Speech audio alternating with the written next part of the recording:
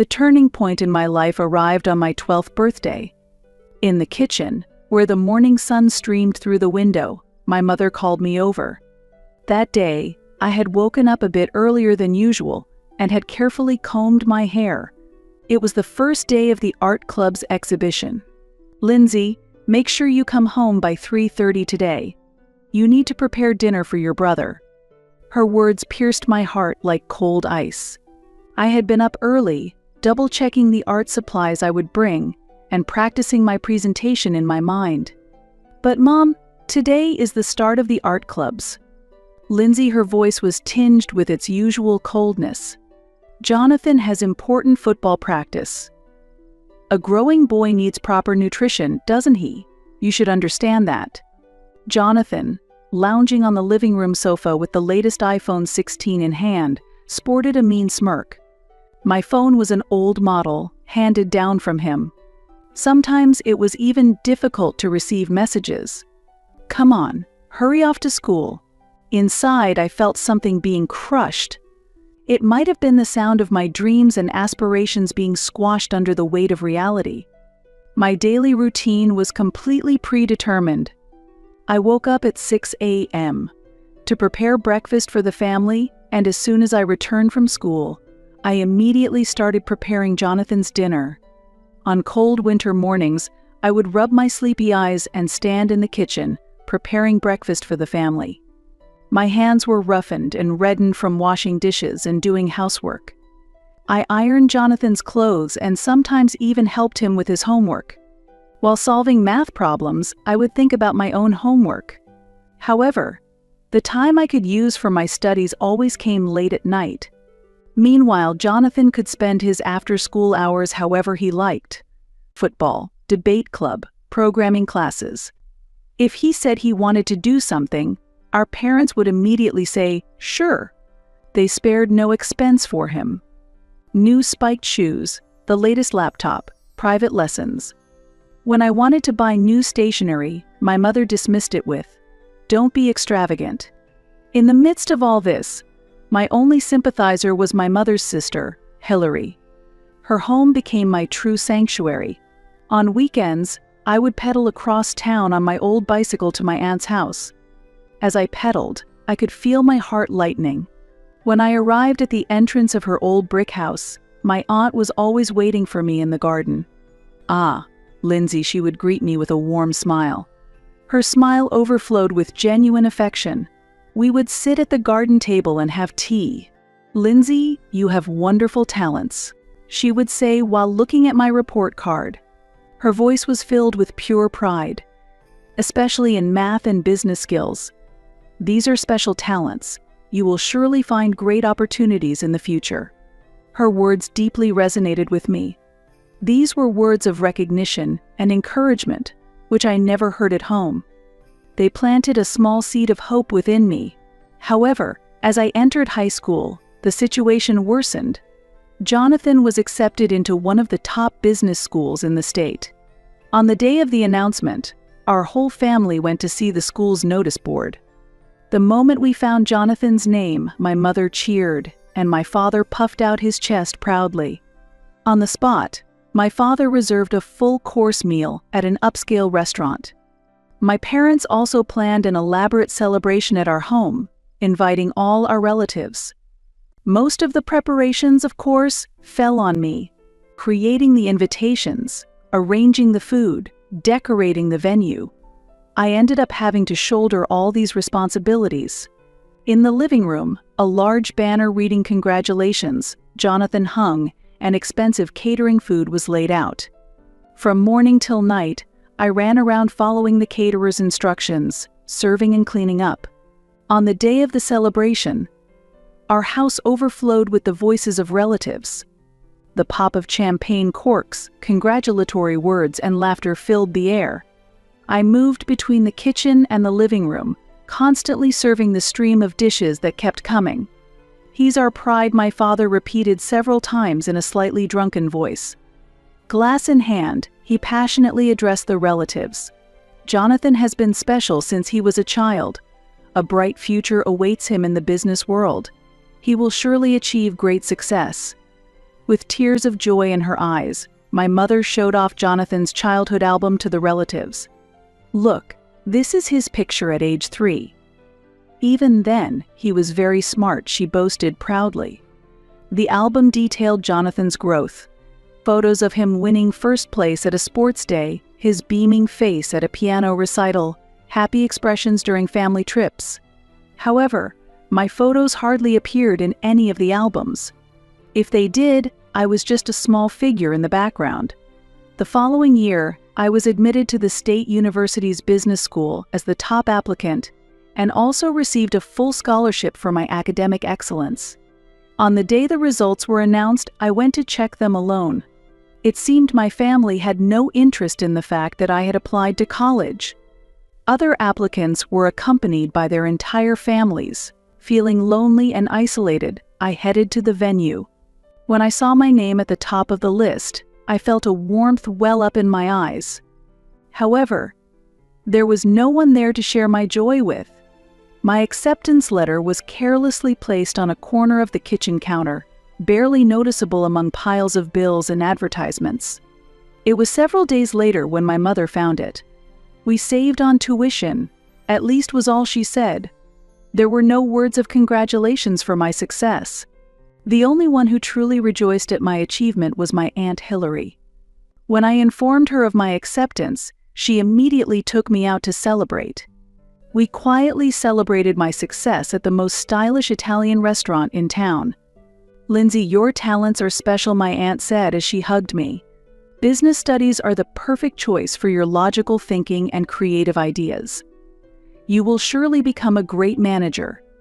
Those words were deeply engraved in my heart. In her eyes shone true pride and affection. That night, we talked late into the night about the future. My aunt shared her experiences and discussed the possibilities for women in the business world. However, life is unpredictable. One day in my sophomore year, I received a call from my aunt. Her voice was weak, different from usual. "Lindsay." Her voice trembled even through the phone. "Can you come to the hospital?" I immediately left my lecture and took a taxi to the hospital. My heart was pounding, and my head was filled with anxiety. When I arrived at her hospital room, my aunt was lying in bed, her usually vibrant expression gone, her complexion pale. The doctor's diagnosis was grim. She had progressive cancer. She didn't have much time left. Hearing those words felt like my world had stopped. The days I spent in her hospital room became the most painful and precious times of my life. I spent as much time as possible with her between my lectures. Within her limited strength, my aunt taught me many things, from the basics of investing to the importance of decisions in life. "Remember, Lindsay," she said weakly, holding my hand one day, "the most important thing in investing is a long-term perspective. Don't be blinded by short-term gains. And above all, believe in yourself. No matter what others say, trust your own judgment." Her words were filled with the wisdom of life, not just about investing, but as a guideline for living. "Lindsay," she told me one quiet night, the moonlight streaming into the hospital room, "I'm leaving my estate to you. My house, my savings, everything. I believe you will use it well." I couldn't stop my tears. It was more than just an inheritance, it was a testament to her trust, expectations, and love. My aunt passed away on a calm spring morning, smiling at me until the end. After her death, the contents of the inheritance were revealed, and it was far beyond what I had imagined.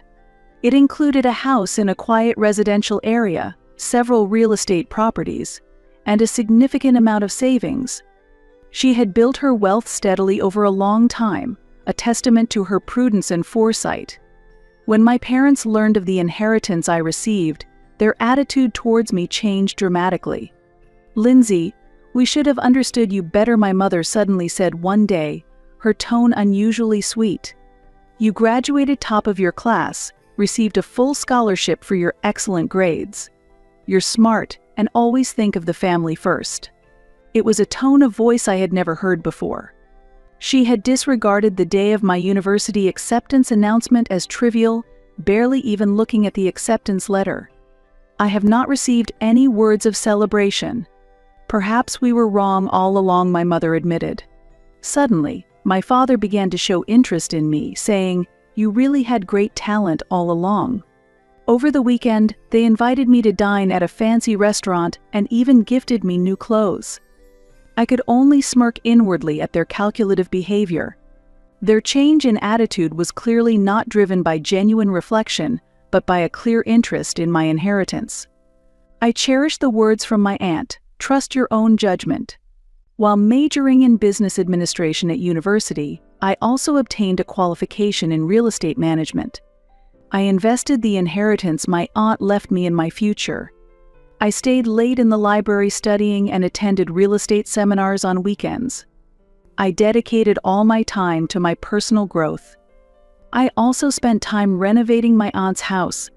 I replaced the old plumbing, enhanced the insulation, and updated the kitchen with the latest equipment. However, I made sure to preserve the garden she loved as much as possible in its original form. The rose bushes continued to bloom beautifully season after season. Sometimes, while tending to the garden, memories of my aunt would come flooding back. After graduation, I joined a major consulting firm. At work, I leveraged my strong analytical skills and soon led several large projects. I quickly gained the trust of clients and was promoted to the youngest manager in my third year.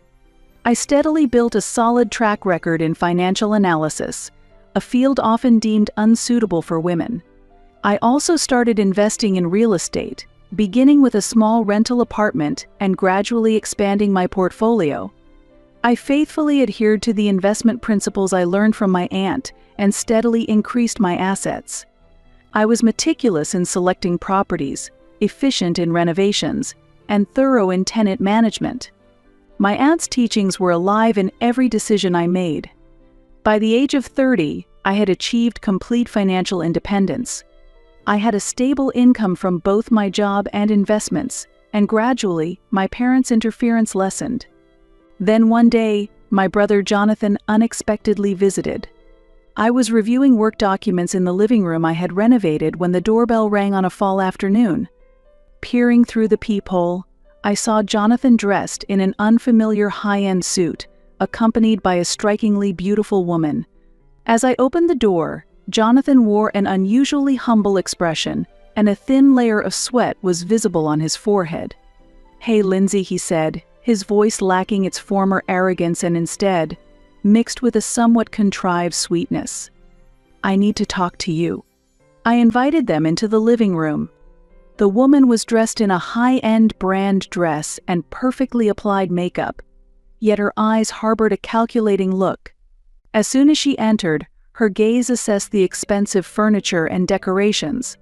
"This is my wife, Angela." Jonathan introduced her. Angela smiled politely, but the smile did not reach her eyes. I had received an invitation to their wedding but had chosen to abstain because I wanted to keep some distance from a family that only engaged with me for my assets. I sent a minimal monetary gift as a celebration, avoiding attending the milestones in my brother's life. Her perfectly shaped eyebrows twitched slightly, betraying a cold glint in her eyes. As I made coffee in the kitchen, Jonathan came over, leaving Angela behind. He began to speak cautiously, tapping the floor with his high-quality leather shoes and avoiding eye contact. "Lindsay, the truth is..." He paused, his voice tinged with desperation. "My company has gone bankrupt. I need a temporary place to stay." I could hardly hide my surprise. Jonathan had been flaunting a flashy success on social media after starting his business. Luxury cars, lavish vacations, and a glamorous wedding. The weekly posts depicted a life of a successful person. But was it all just for show? "How long is temporary?" I asked, maintaining my composure. Outside, the evening sky gradually changed color. 1 month, 2 at most. Jonathan responded quickly, his voice laced with urgency. "I'm setting up a new business. I'm close to sealing a deal with investors. Just need a place until then." Angela, left alone in the living room, silently examined her nails. Her expression clearly conveyed discomfort with the situation. Her meticulously groomed eyebrows were slightly furrowed. In the end, I agreed. It was a big mistake. The first week went by peacefully. However, gradually, a sense of discomfort began to grow. When I returned from work, I found remnants of expensive catered dinners scattered in the kitchen. Empty bottles of luxury wine were strewn about, and containers from desserts piled up. Angela's shopping bags accumulated at the entrance, and new brand-name clothes kept being added to the closet. Despite hearing that their stay was temporary, their lifestyle suggested no intention of keeping that promise. My past experiences enveloped me in a faint anxiety. One night, I received a call from my parents. "Lindsay, we need to discuss something." Her voice mixed the same tone she used when she used to impose housework on me. "It's about the charges on Jonathan and Angela's card." "Charges?" I frowned. I put down my pen and leaned back deeply in my chair. "Yes, it's about $3,000 a month," my mother continued as if it were obvious. "We gave them a family card. I heard you promised to cover their daily expenses, including dining out. They can't seem to stop dining at expensive restaurants or ordering luxury catering. And Angela seems to need new clothes, considering her position." Something inside me was about to snap. Emotions I had suppressed for years threatened to burst forth. "Mom, I made no such promise, not at all." But Jonathan said. "No matter what Jonathan says, I am not paying for their lavish food expenses." My voice was surprisingly strong. "The same goes for Angela's clothes." After hanging up, I confronted Jonathan. "I just got a call from Mom about your credit card charges," I said, and Jonathan visibly panicked.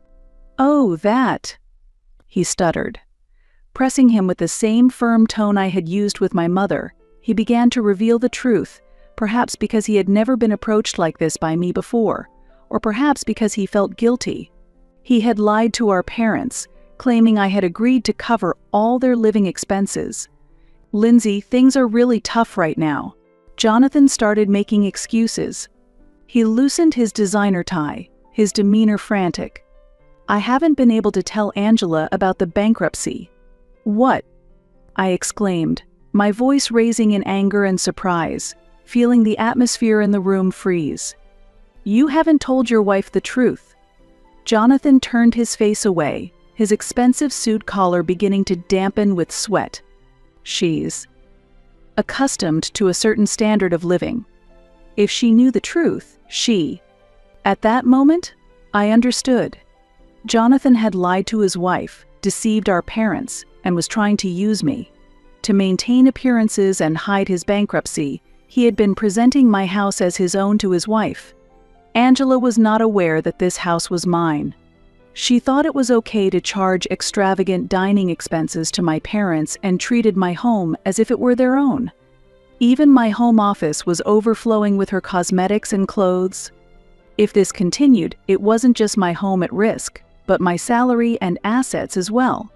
I needed to take action immediately. I knew it was best to create physical distance from them. I had to stop the interference in my home office too. I decided to take early retirement. My real estate income was stable, and I had sufficient savings.